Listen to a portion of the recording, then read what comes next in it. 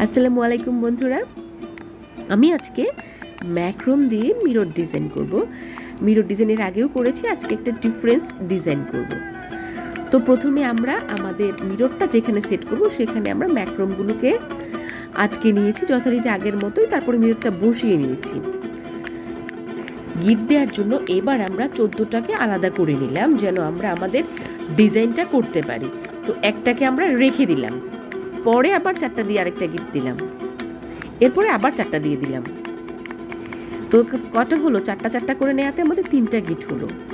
3টা নেওয়ার পরে আমরা সেকেন্ড লাইনে 2টা গিট করলাম, বাকিটুকু ফাঁকা রাখলাম, আবার নিচে একটা গিট করলাম, বাকিটুকু ফাঁকা রাখলাম। অর্থাৎ প্রথমে 3টা হলো, পরে 2টো, পরে একটা। এখন আমরা একটা বর্ডার লাইন দিচ্ছি, যেটা বাম পাশ থেকে শুরু করতেছি। বামের একটাকে মূল ধরে একটাকে মূল ধরে নিয়ে প্রত্যেকটাকে আমরা প্যাচ দিয়ে নিচে এসেছি। এই প্যাচগুলো কিন্তু আমরা আগেও দিয়েছি, একটু খেয়াল করলেই দেখতে পারবেন প্যাচটা কত ইজি।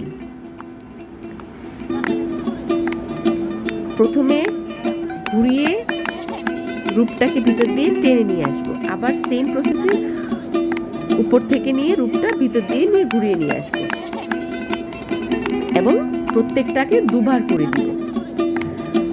তো 2টা বর্ডার লাইন করে নিলাম আমরা। এখন 2টা বর্ডার লাইন করার পরে এর আগের মিররটাতে কিন্তু আমরা একটু গ্যাপ রেখেছিলাম, এখানে কোনো ডিজাইন করিনি।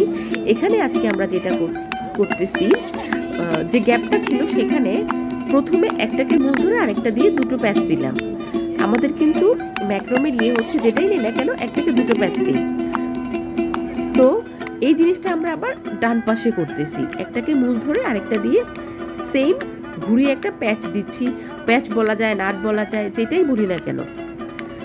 তো 2টো 4টা হয়ে গেল। এখন মিডিল 2টা, যে মাঝখানে 2টো, সেটাকে আবার একটা প্যাচ দিয়ে নিলাম। কি কঠিন মনে হচ্ছে না সহজ মনে হচ্ছে? আই থিঙ্ক অনেক সহজ।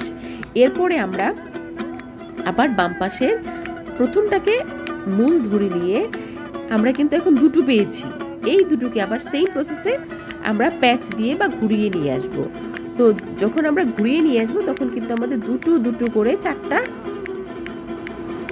প্যাচ হবে।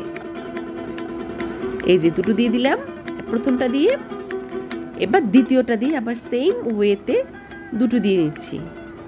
আমরা টাইট করার সময় খেয়াল রাখবো যেন সবগুলো সমান টাইট হয়। এবার আমরা ডান পাশের একটাকে নিয়ে ওই 2টোকে দিয়ে প্যাচ দিয়ে নিয়ে আসবো। 4টা প্যাচ নিয়ে আসার পরে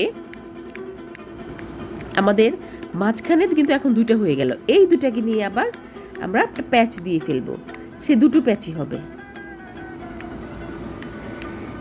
এরপরে আমরা আবার 3 নাম্বার নিলাম, 3 নাম্বার লাইনটা সেম ওয়েতে আমরা এগিয়ে গেলাম। আশা করি ডিজাইনটা সবার ভালো লেগেছে। আজ এ পর্যন্তই। আল্লাহ হাফেজ।